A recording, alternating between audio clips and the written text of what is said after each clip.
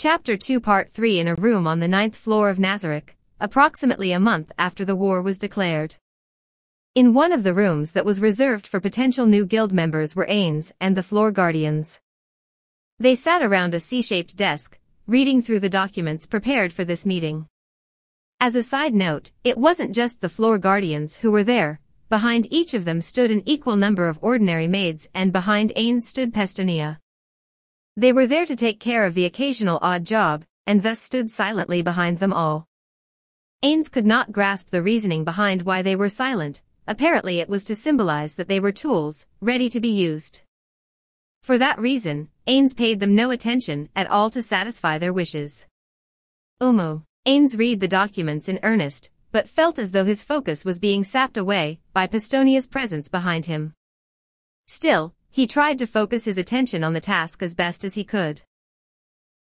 Since they had to exchange their opinions on the subject matter later on, it was natural for Eanes to have anxious thoughts such as, how embarrassing it would be if I were to say something crazy later on. In any case, this was different from the documents that Albedo usually sent from Nazareth regarding topics such as politics, economics, and law. This was something that even someone like Eanes could understand. Even with the utmost amount of kindness, Eanes' intelligence could only be judged as average at best. To ask someone to find the qualities within him that would qualify him to rule over a country would be to impose unto them the impossible. That was not to say that he was lazy. In fact, he was the diligent type, to try his best at everything that was thrown at him. This was further exacerbated by the misunderstandings held by the NPCs of Nazareth, whose intelligence was incomparably higher than his. In order to meet their expectations, Eanes could not afford to be lazy.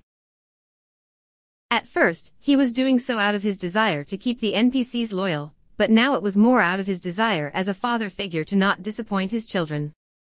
It had come to a point where he was reading books on self-development and business.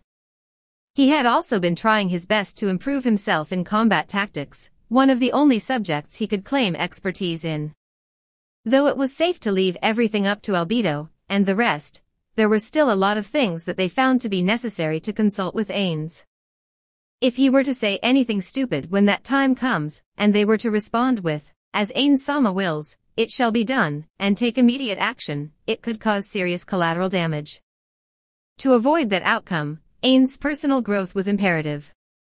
Because of this, Eanes had taken a particular interest in this document, and was even more focused on it than he would have usually been. Eanes, upon finishing most of it and confirming that the appointed time had come, said, "Now then. Has everybody finished reading?" "Yes, Eanes-sama." As their representative, Albedo took a glance at everybody and replied, "Excellent. Now wait, before that.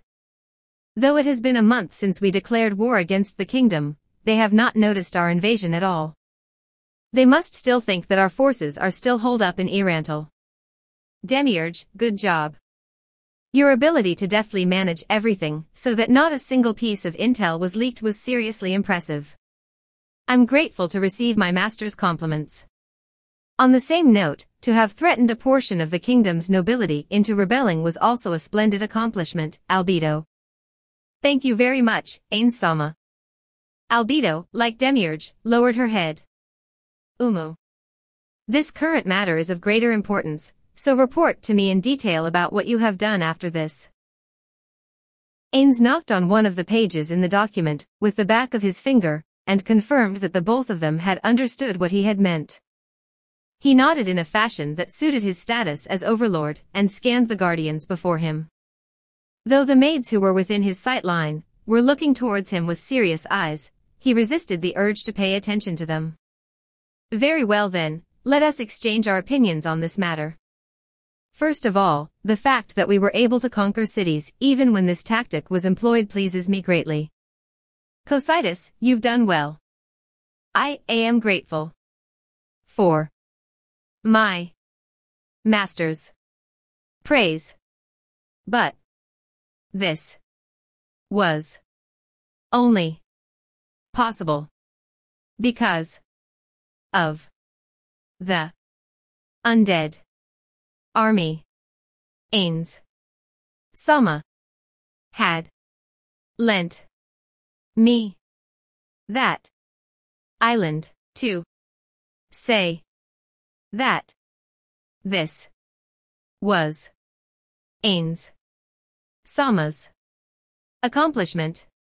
It would not be incorrect to say that I did nothing. It is just as Cocytus has said. Eanes extended out his hand to stop Albedo before she could finish her sentence. There is no need to flatter me, Cocytus, just candidly accept my appreciation. I have said as much. You've done a great job this time. Yes. Thank you very much. Excellent. Now then, we have been able to subjugate the kingdom's cities without any trouble at all. At the onset of the war between the sorceress kingdom of Eanes Ulgaun and the kingdom, they had adopted the tactic to attack the eastern part first and then march towards the north. The western side of the kingdom, where the capital resides, was not marched upon at all. The main purpose of this tactic was to prevent reinforcements from other nations from interfering with the war, and to encircle the kingdom by gaining control over the border with the council state and others. This was Cocytus' strategy, a move that Eanes himself also considered to be exceptional. I have found this result to be more than satisfactory. Now then, Demiurge and Albedo, regarding the information lockdown, the report indicates that it is highly likely that that plan will succeed. My question is, under what condition will it fail? Demiurge, answer me as their representative. Yes. We have fully established surveillance on every street. We have also sent shadow demons to scout out the neighboring cities. But, if there are hermits or druids, people who live outside of civilization, we would not be able to keep an eye out for them. If information were to leak, it would be from them. Then discuss the matter with Albedo, strengthen the surveillance net until those you have mentioned can also be found. Yes. Now then, next is, Eanes switched documents and continued flipping. Omo, a few cities have perished already, huh? Within these pages were exhaustive documentations on who used what strategy to completely destroy which city. The most recent entry was about a city that was destroyed by Cocytus. To fearlessly attack a city with a small force, flawlessly destroy the city, and butcher all of its inhabitants. Just like Cocytus had done, the rest of you have also thought up various kinds of ways to conquer city after city and village after village. I am truly impressed. The Sorceress Kingdom had initiated a brutal war, in which their policy was to completely destroy every city and village in their way and massacre all of its inhabitants. All that was left behind after the Sorceress Kingdom army's unanticipated attack was lifeless piles of ash and rubble. Speaking of which, Eanes had suddenly become more conscious of someone's gaze, which should have been fixated on him. He wasn't doing these horrendous and ruthless acts because he wanted to. There was a purpose behind them. Hopefully she could come to understand it, Eanes thought to himself. Thank you very much, Eanes-sama. Albedo lowered her head, prompting the other floor guardians to follow suit. To meet Eanes-sama's expectations from this day forward, we will devote ourselves wholeheartedly to making improvements. Ah, Omo. I gratefully accept every floor guardian's determination and loyalty. Next is, that's about it, right? Eanes faked a cough and continued, but, I am concerned that none of you have failed. Before the guardians could react with their baffled expressions, Eanes added, Cocytus, you tasted defeat during the battle with the lizard men. I assume that you learnt a lot from that experience? It island, just as Eanes-sama has surmised. I learnt a lot from that experience. That was what I was talking about. You learn more from your failures. No, I'd argue that there are some lessons that could only be learnt from failures. This was true back in Yggdrasil. One would only think of how they could improve if they were to lose. Job resets, different equipment, and new tactics. If one were to always win, they would become complacent, numb and careless. They would have lost their drive to self-improve. Though there were exceptions to this rule like Touch Me San. He had not experienced defeat all that often, yet continually strived to become stronger.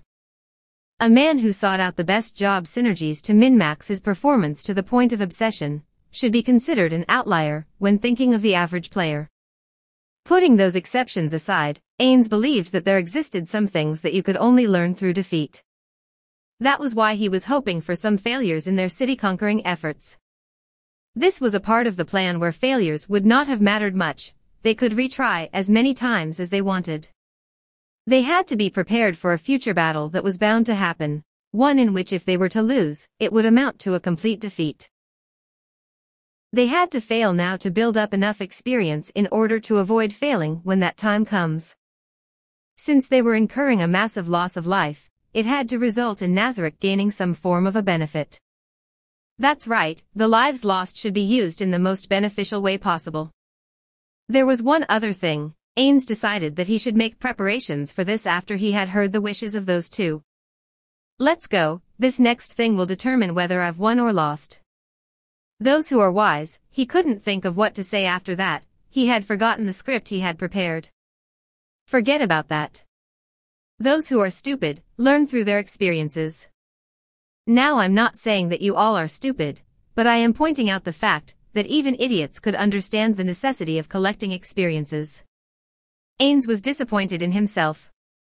Why did he forget what he wanted to say during this crucial moment? Why was he this useless?